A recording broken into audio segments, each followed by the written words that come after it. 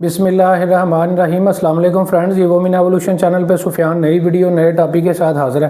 Friends, आज की जो हमारी वीडियो का टॉपिक है उसमें हम हंगरी पे जो है वो बात करेंगे कि हंगरी जो है इस वक्त उसकी अपॉइंटमेंट की क्या पोजीशन जो है वो चल रही है। इस वीज़ा को, टूरिस्ट वीज़ा को अप्लाई करने के लिए कौन कौन से डॉक्यूमेंट्स की ज़रूरत होगी, वीज़ा फ़ीस कितनी है, किन लोगों को ये वीज़ा अप्लाई करना चाहिए, किन लोगों को ये वीज़ा अप्लाई नहीं करना चाहिए, प्रोसेसिंग टाइम कितना है, पूरी डिटेल आज की वीडियो में आपको जो है बताई जाएगी।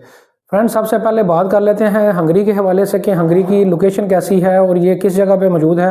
तो फ्रेंड्स, मोस्टली लोगों को इस चीज़ का जो है वो इल्म है कि हंगरी जो है ये शेंगन का पार्ट है और इसका जो शुमार है 28 कंट्रीज़ में होता है, जो कि शेंगन स्टेट्स का जो है वो पार्ट है।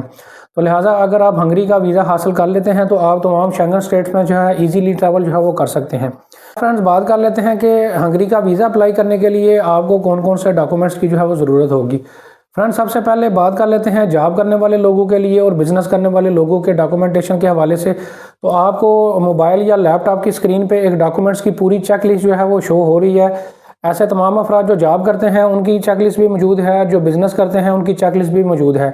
इसके अलावा प्रॉपर बैंक स्टेटमेंट भी आपके पास जो है वो होनी चाहिए, जो कि आपने हंगरी के लिए 6 माह की साथ जो है वो लगानी होगी। जी, तो फ्रेंड्स, आप बात कर लेते हैं वीज़ा फ़ीस के हवाले से। वीज़ा फ़ीस की डिटेल बताने से पहले मैं आपको बताता चलूँ कि हंगरी का जो वीज़ा है, अगर एक प्रोफेशनल तरीके से और एक अपडेटेड इन्फॉर्मेशन के साथ आप हमसे जो है वो अप्लाई करवाना चाहते हैं, जिसमें हम कोशिश करेंगे कि आपको अगले 10-15 दिनों के दरमियान या 20 दिनों के दरमियान की अपॉइंटमेंट भी जो है वो लेके दें और पूरी फाइल प्रिपरेशन भी जो है एक प्रोफेशनल तरीके से जो है वो करके दें। तो इस वाले से आप पेड कंसल्टेशन हमसे ले सकते हैं। आपको ऑफिस का एड्रेस भी नज़र आ रहा है, आप ऑफिस भी विज़िट कर सकते हैं, मोबाइल नंबर भी आपको नज़र आ रहा है, वहाँ से भी आप रब्ता जो है वो कर सकते हैं। फ्रेंड्स, इसके अलावा हंगरी के अलावा बाकी जितने भी ममालिक आपको स्क्रीन पे जो है नज़र आ रहे हैं, इन तमाम ममालिक का भी विज़िट वीज़ा, टूरिस्ट वीज़ा एक प्रोफेशनल तरीके से आप हमसे अप्लाई करवा के एक प्रोफेशनल सर्विस जो है वो ले सकते हैं। फ्रेंड्स, टॉपिक की तरफ जो है वो वापस आ जाते हैं। 90 यूरो जो है इसकी एम्बेसी की फ़ीस है, जो कि आपने जो है वो पे करनी होती है। इसके अलावा आप बात कर लेते हैं अपॉइंटमेंट की अपडेट्स के हवाले से। फ्रेंड्स, इसके वक्त जो हंगरी की अपॉइंटमेंट की जो अपडेट्स हैं वो इस्लामाबाद से तकरीबन जो है विद इन द 1 मंथ जो है अपॉइंटमेंट की स्लॉट जो है वो आपको जो है वो मिल जाएगी। और अगर आप लाहौर से अप्लाई करेंगे तो लाहौर की पोजीशन थोड़ी सी बेहतर है। लाहौर में 15 से 20 दिन के दरमियान की हम आपको अपॉइंटमेंट जो है वो रेंज जो है वो करके जो है वो देंगे।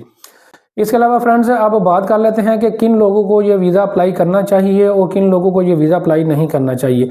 तो फ्रेंड, डेफिनेटली ऐसे तमाम अफराद जिनकी कोई भी पहले से ट्रैवल हिस्ट्री नहीं है, फ्रेश पासपोर्ट है, वो कोशिश करें कि इस वीज़ा को अप्लाई जो है वो एहतियात के साथ करें। क्योंकि फ्रेंड, डेफिनेटली हंगरी जो है एक शेंगन का पार्ट है, तो प्रेफरेबली आपकी कुछ ना कुछ ट्रैवल हिस्ट्री जो है वो लाजमी तौर पर होनी चाहिए। और अगर आपके पास वहाँ पे किसी ब्लड रिलेशन रखने वाले बंदे का इन्विटेशन लेटर मौजूद है और आपके फाइनेंशियल्स भी पाकिस्तान में बहुत अच्छे हैं, तो फिर जो है आप इसको फ्रेश पासपोर्ट पे भी ट्राई जो है वो कर सकते हैं।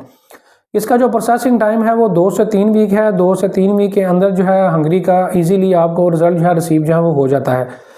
फ्रेंड्स, उम्मीद करता हूँ हंगरी के हवाले से वीज़ा फ़ीस, इसके अलावा डॉक्यूमेंट्स, प्रोसेसिंग टाइम, पूरी डिटेल जो है आज की वीडियो में आपको जो है वो मिल चुकी होगी। इसके बावजूद अगर आपका कोई क्वेश्चन है हंगरी के हवाले से तो आप कमेंट सेक्शन में मेरे से पूछ सकते हैं। वीडियो को लाइक करें, चैनल को सब्सक्राइब करें, वीडियो को शेयर करें। Thank you very much.